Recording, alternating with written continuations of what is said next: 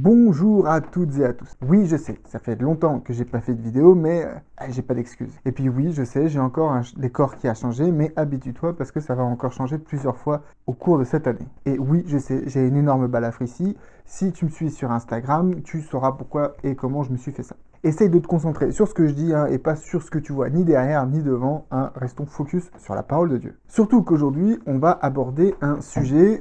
Comme vous avez pu le voir dans le titre, je fais une vidéo réaction à une autre vidéo.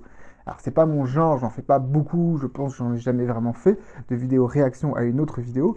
Mais ce qui s'est passé, c'est que j'ai un ami pasteur qui m'a contacté il y a pas longtemps et qui m'a envoyé une vidéo et qui m'a dit tiens regarde cette vidéo, j'ai une jeune de mon église qui en voyant la vidéo a été convaincue. Alors la vidéo traite de la question du sabbat, comme tu l'as vu dans le titre, et cette vidéo traite de pourquoi il ne faut pas garder le sabbat. Et en voyant la vidéo, je me suis dit mais comment des gens peuvent être convaincus par ce genre d'argumentaire? Donc je voulais dans cette vidéo venir un petit peu faire une réponse à ces arguments qui sont souvent des arguments classiques. J'ai déjà fait une vidéo sur le sujet du sabbat et les grands arguments contre le sabbat, mais dans cette vidéo-là, il y a d'autres éléments et j'aimerais reprendre un peu la notion d'argumentaire et de critiquer ce qui a été dit dans cette vidéo. Alors ne vous inquiétez pas, je travaille sur des vidéos assez lourdes en ce moment, comme vous avez pu le voir peut-être dans le fil communauté avec le sondage que j'ai fait récemment. Donc il y a des nouvelles vidéos qui vont arriver très vite. D'ailleurs c'est le moment de t'abonner si c'est toujours pas le cas, pour que tu puisses être mis au courant des vidéos qui vont arriver et que tu puisses aussi participer au sondage lorsqu'il y en a pour choisir les prochains thèmes des vidéos qui seront publiées.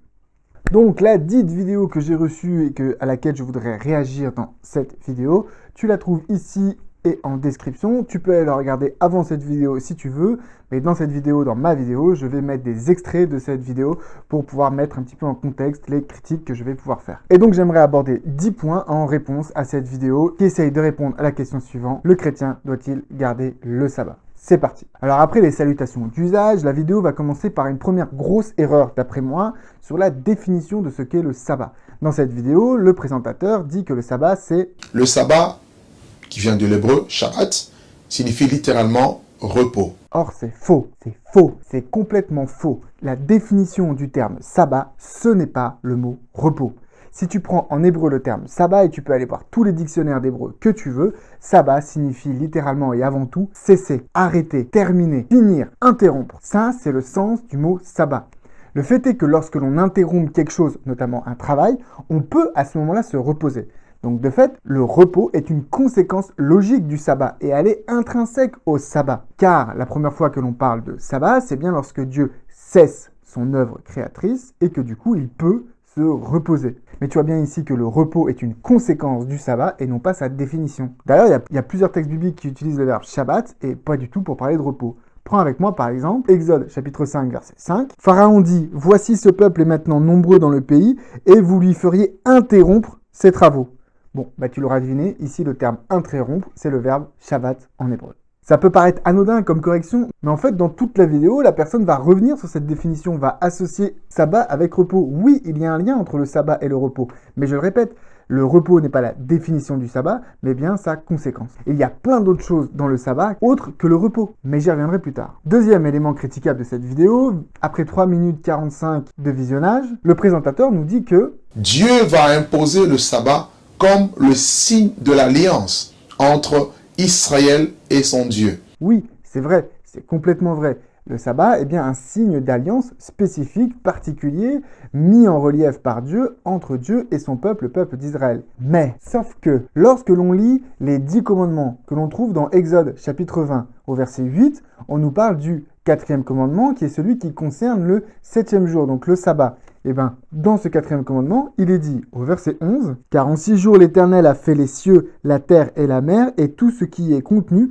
et il s'est reposé le 7e jour. C'est pourquoi l'Éternel a béni le jour du repos et l'a sanctifié. » Donc tu vois, lorsque Dieu donne clairement le sabbat comme un ordre, comme une loi à son peuple, il fait référence non pas aux Juifs ou à Israël en soi, mais il fait référence à la création, donc à l'humanité entière. Si le sabbat est un élément de l'alliance avec Israël, il n'est pas que cela, il est aussi un élément d'alliance avec la création tout entière. Et d'ailleurs, ça c'est un argument qui revient souvent sur cette histoire que les 10 commandements, ça a été fait pour les Juifs.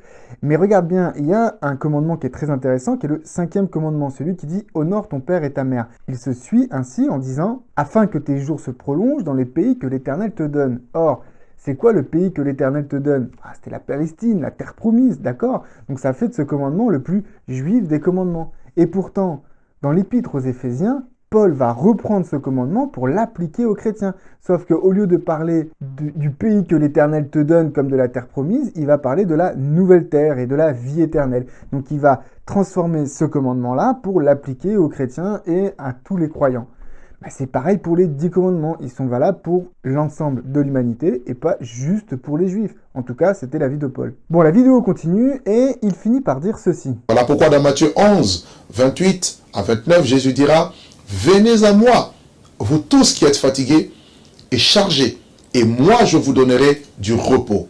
Encore, je vous donnerai le Shabbat. » Alors là, les amis, on n'est pas loin de la manipulation sur le texte. Parce que ici, la personne laisserait entendre que lorsque Jésus dit « je vous donnerai du repos », il dit « je vous donnerai du Shabbat », comme si dans le texte original, en grec ou en hébreu, il y aurait le terme sabbat. Or, c'est complètement faux. Dans le texte original, le terme utilisé, c'est « anapo o », qui n'a rien à voir avec le sabbat et qui signifie tout simplement se reposer. Et comme on l'a déjà vu plus tôt, en fait ici il y a une confusion, encore une fois, entre la définition du sabbat qui serait le repos, ce qui n'est pas le cas, et en fait une conséquence du sabbat, qui est le repos. On peut obtenir le repos par le sabbat, mais on peut obtenir le repos par tout un tas de choses. Notamment, on peut obtenir le repos via Jésus-Christ. Mais le sabbat qui amène au repos n'est pas le seul moyen par lequel Dieu donne du repos. Ensuite, une minute plus tard, le présentateur va sortir ce texte que l'on sort à chaque fois, qui est, vous savez, cet épisode où Jésus traverse un champ avec ses disciples, et ses disciples vont froisser du grain et le manger. Et là, les pharisiens débarquent tout choqués en disant « Mais tes disciples font ce qu'il n'est pas permis de faire le jour du sabbat. » Et là, il va y avoir un échange entre Jésus et les pharisiens, et Jésus va dire des choses au sujet du sabbat. Et là, le présentateur, dans sa vidéo, laisse entendre, fait croire que lorsque Jésus parle du sabbat, il est en train de remettre en question le sabbat. Il est en train de révolutionner le sabbat, comme il le dit. Jésus a voulu ici amener une forme de révolution. Or, relisez bien ce passage que l'on trouve dans plusieurs des évangiles. À aucun moment, Jésus ne critique le sabbat. À aucun moment, Jésus fait des reproches au sabbat. Les reproches que Jésus fait, c'est aux pharisiens. Et d'ailleurs, l'auteur laisserait entendre que c'est Jésus qui avait demandé aux disciples d'aller froisser les grains. Jésus leur a rien demandé aux disciples. Les disciples ont fait ce qu'ils avaient à faire. Jésus remet le sabbat à sa place. Et il va lui-même se faire maître du sabbat, preuve qu'il a un regard positif sur le sabbat, puisqu'il va se considérer comme maître de ce sabbat. Il ne se considère pas comme ennemi de ce sabbat. Notez bien que lorsque les pharisiens viennent critiquer Jésus en disant « tu es contraire au sabbat », Jésus ne dit pas « oui, et alors ?» Il dit « non, vous n'avez rien compris au sabbat ». Et lorsque Jésus va dans ce passage-là dit que ce n'est pas l'homme qui a été fait pour le sabbat, mais le sabbat qui a été fait pour l'homme, Jésus renvoie directement au 4e des 10 commandements. Pourquoi? Parce que dans les 10 commandements, certes, il est dit que tu ne devras pas travailler, mais il est aussi dit que tu ne devras pas faire travailler quelqu'un. Donc c'est une libération pour moi-même, mais c'est aussi une libération pour les autres. C'est pour ça que le sabbat a été fait pour l'homme, et on pourrait le traduire ainsi, le sabbat a été fait pour l'humanité. Si moi, le sabbat, pour pouvoir me reposer, je vais par exemple aller faire des courses ou aller au restaurant, je fais travailler quelqu'un pour que moi je puisse ne pas avoir à travailler. Donc j'empêche cette personne de vivre ce moment de repos, de vivre ce moment de libération. Donc ce n'est pas une libération pour tous, c'est une libération égoïste. De fait, dans les 10 commandements, dans le 4e commandement, Dieu invite à ce que moi je sois libre du travail, mais que je permette aux autres aussi d'être libres du travail. Donc lorsqu'il est dit que le sabbat a été fait pour l'homme, pour l'humanité, il met en valeur le 4e des 10 commandements. Il n'est pas du tout en train d'essayer de le révolutionner. Et un petit peu plus loin, pour arriver à conclure sur ce passage, l'auteur va dire « La Bible déclare que la loi était l'ombre des choses à venir. » Alors là, il faudra me dire dans quelle Bible il a lu ça. Il n'y a aucun passage dans la Bible où il est écrit que la loi, c'est l'ombre des choses à venir. Il y a bien un passage qui se rapporte à peu près à ce qu'il dit. Et plus tard dans la vidéo, on va voir que c'est bien à ce passage-là qui fait référence, puisqu'il va le citer directement. Donc j'en profite dès maintenant pour pouvoir répondre à ça. C'est Colossiens, chapitre 2, verset 16. Mais j'aimerais qu'on le lise ensemble clairement dans la version seconde, ce qu'il est dit dans Colossiens, chapitre 2, verset 16. « Que personne donc ne vous juge au sujet du manger ou du boire, ou au sujet d'une fête, d'une nouvelle lune ou des sabbats. C'était l'ombre des choses à venir, mais le corps est en Christ. » Donc ici, vous voyez, au verset 17, il est dit « C'était l'ombre des choses à venir ». Mais je vous invite à prendre d'autres traductions. Vous pouvez prendre la Bible Darby, la Bible Crampon, la Nouvelle Bible en français courant ou la Bible en français courant tout court. Vous pouvez aussi aller prendre la Bible Parole de vie, la Bible Chouraki, enfin bref, tout un tas de Bibles. Et vous verrez qu'il n'est pas dit « c'était l'ombre des choses à venir », mais il dit « c'est l'ombre des choses à venir ». Et si ces traductions traduisent comme ça, eh bien c'est parce que le texte original propose un présent. Vous voyez, l'auteur de cette vidéo laisse entendre, ferait croire que c'était l'ombre des choses à venir. Ça veut dire que la loi, dans le passé, était l'ombre de quelque chose dont aujourd'hui, on a la réalité, le corps de Christ. Or, ce n'est pas ce que dit le texte. Le texte dit que aujourd'hui, on a quelque chose qui ressemble à de l'ombre, de quelque chose qui va venir plus tard, les choses qui sont à venir.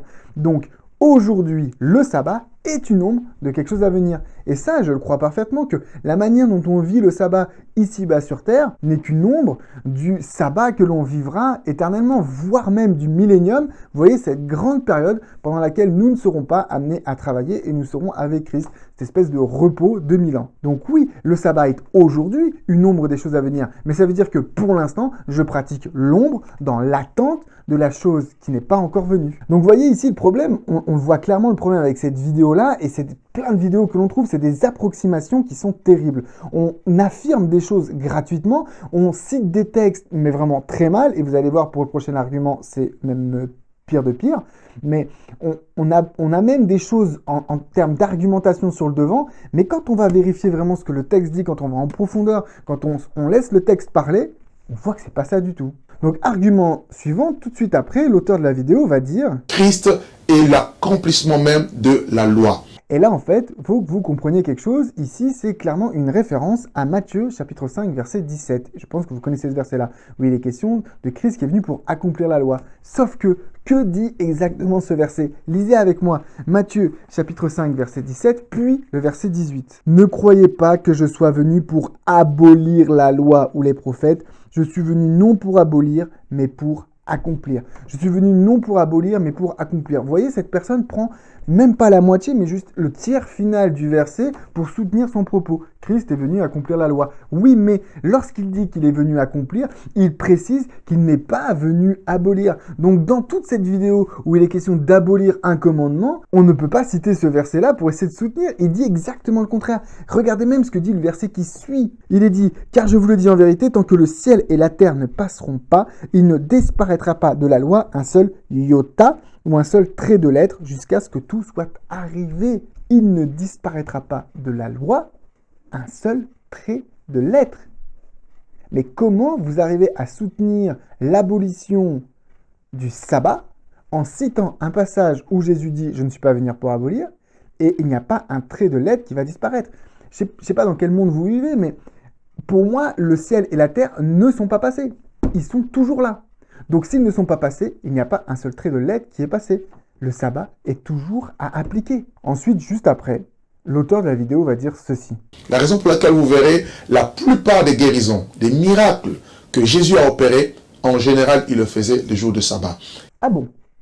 Jésus a fait la plupart de ses miracles de guérison le samedi. Ah bon? Alors, j'ai fait quelques recherches avant d'essayer de dire trop de bêtises, mais moi, j'ai compté qu'on reconnaissait à peu près 21 actes de guérison de Jésus, donc sans compter les résurrections et les délivrances. Donc 21 actes de résurrection dans les 4 évangiles différents.